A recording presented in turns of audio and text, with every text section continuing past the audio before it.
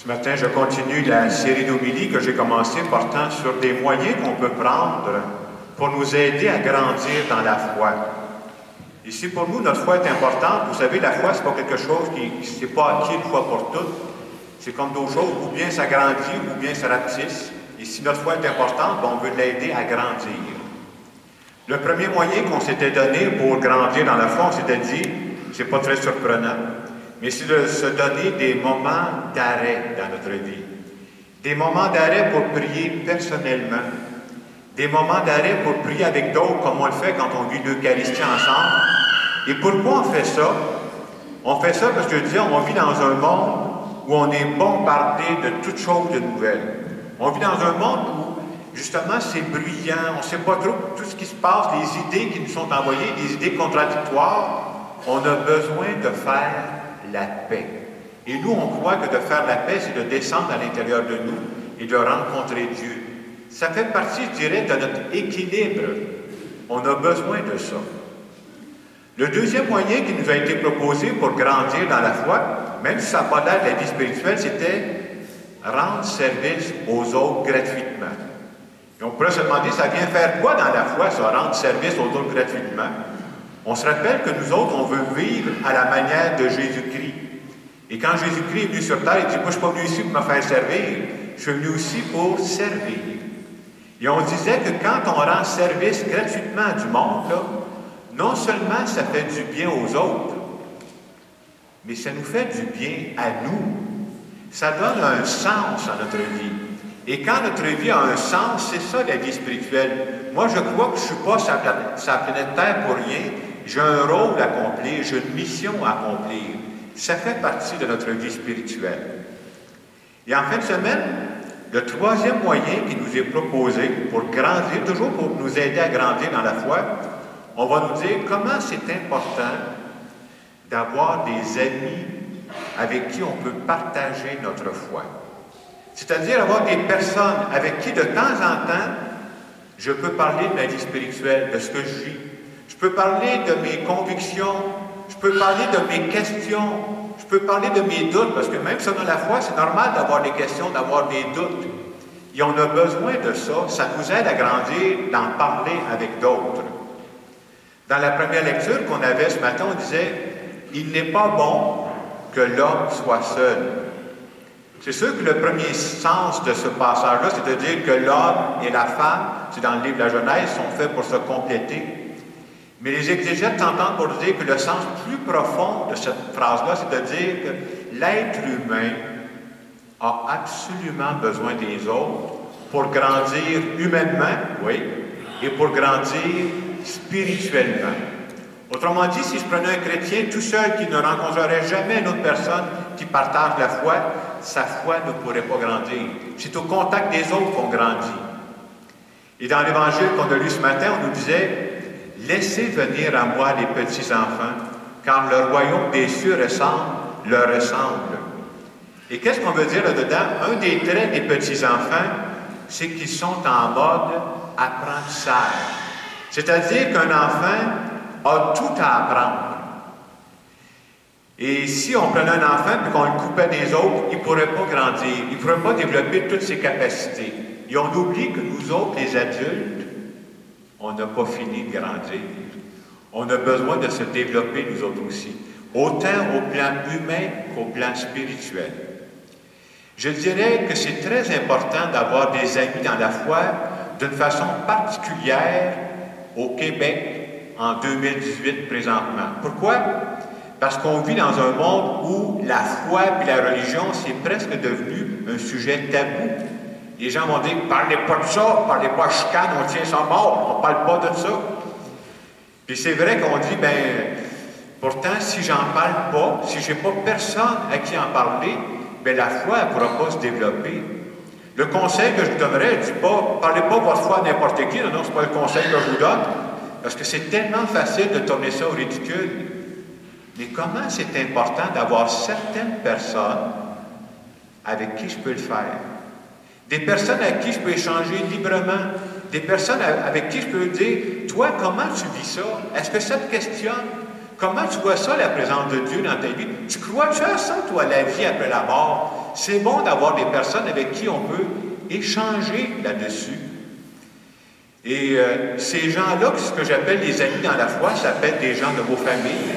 Tant mieux si vous avez dans votre vie présentement une personne de votre famille avec qui vous pouvez en parler. C'est pas tout le monde qui a cette chance-là. Des fois, ce n'est pas des gens de notre famille, ça peut être de nos amis qui ont la même sensibilité. Et d'avoir ces personnes-là, ça nous fait grandir.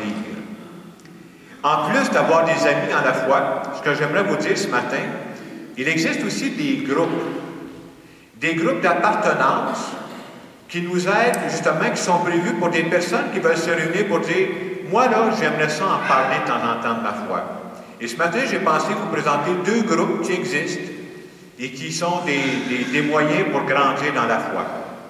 Le premier moyen, c'est un groupe qui existe ici, puis ça existe à travers le monde, ça s'appelle le mouvement Curcio. Levez donc la main, ceux qui ont déjà fait le Curcio ici, il y en a peut-être quelques-uns qui ont fait ça, là. Vous voyez, moi je les ai fait quelques fois aussi. Merci. C'est quoi le mouvement Curcio? Je résume ça dans quelques mots. Le mouvement Curcio, ça commence d'abord par des gens qui font une fin de semaine. Et dans cette fin de semaine-là, c'est comme si on me rappelle les bases de notre foi. En quoi je crois, moi? En qui je crois? Pourquoi je crois en Dieu, moi? Pourquoi je ne suis pas comme d'autres, je n'y crois pas? Et pendant cette fin de semaine-là, c'est comme si on vient se réchauffer de l'intérieur. Et ensuite, ces groupes-là se réunissent de temps en temps. Ici, à Saint-Hyacinthe, il y a des groupes qui se réunissent à peu près toutes les 2 semaines. Et ces gens-là se réunissent, ils lisent l'Évangile, ils partagent à partir de l'Évangile, mais pas juste à partir de l'Évangile, à partir de leur vie. Parce que nous, on croit que la foi, ce n'est pas juste une question d'Évangile, c'est comment ça me rejoint dans ma vie à moi. Vous savez, nous, quand on vient à l'Eucharistie, on vient prier ensemble, mais dans ces groupes-là, c'est comme il y a une dimension plus personnelle. On se connaît plus. Alors, quand arrive un moment plus difficile dans ta vie, c'est bon d'avoir un groupe de soutien, de pouvoir partager non seulement avec d'autres personnes, mais des personnes qui ont la même foi que toi, qui croient en toi. Alors, le premier groupe que j'appelle, ça s'appelle le groupe Curcio. Alors, ce que j'ai fait, j'ai même mis au kiosque d'accueil, s'il y en a qui veulent avoir des renseignements à la fin de la célébration, j'ai mis une feuille là, qui parle sur le Curcio. Il y avait même un numéro de téléphone pour ceux qui veulent en savoir plus.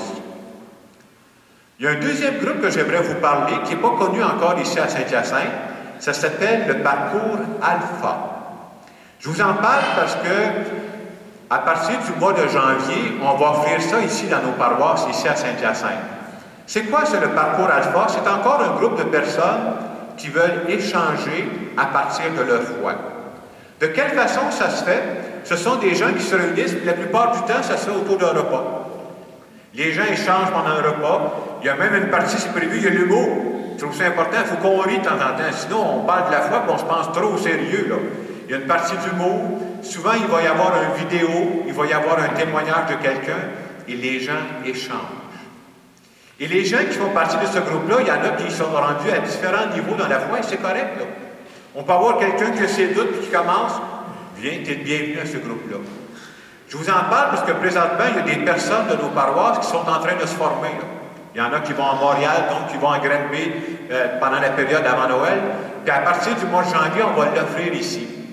Pourquoi? Parce que, je disais tantôt, si on veut que notre foi grandisse, il faut se donner des moyens. Et c'est un beau moyen, ça s'appelle le parcours Alpha.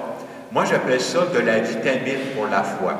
Alors, dans les mois qui viennent, on va vous en parler, parce qu'au mois de janvier, on va commencer ici, dans nos paroisses, à offrir ça. Je termine mon homélie en vous rappelant que nous sommes en fin de semaine, la fin de semaine de l'action de grâce. Et s'il y a une belle façon de prier, je pense, c'est de prendre le temps de dire merci à Dieu pour ce qu'il y a de beau dans nos vies. Oui, merci pour la nature. Merci pour les personnes qui sont autour de nous. Merci pour la chance de vivre dans un coin du monde où c'est pas mal plus tranquille qu'ailleurs. Si on suit les nouvelles, on peut se dire qu'on est chanceux. Et en fin de semaine, j'aimerais qu'on dise merci à Dieu pour quelque chose qu'on ne pense pas toujours à lui dire merci. Moi, j'aimerais dire merci à Dieu pour la chance que j'ai d'avoir la foi. Et si je n'avais pas la foi, ça changerait ma façon de voir la vie. Moi, je pense que de savoir qu'il y a un Dieu qui m'accompagne, pas à pas, qui m'aide dans tout ce que je fais. Ça vient changer ma vie, puis j'aimerais ça que d'autres en connaissent aussi.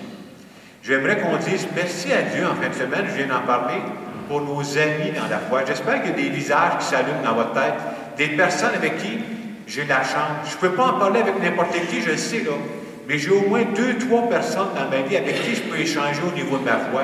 Comment c'est important d'avoir cette chance-là. Alors, dans le moment de silence qui va suivre, je vous invite tout simplement, dites merci à Dieu. Et moi, ce matin, je veux dire merci à Dieu pour la chance qu'on a. Merci pour la chance. Moi, je suis content de prier avec vous.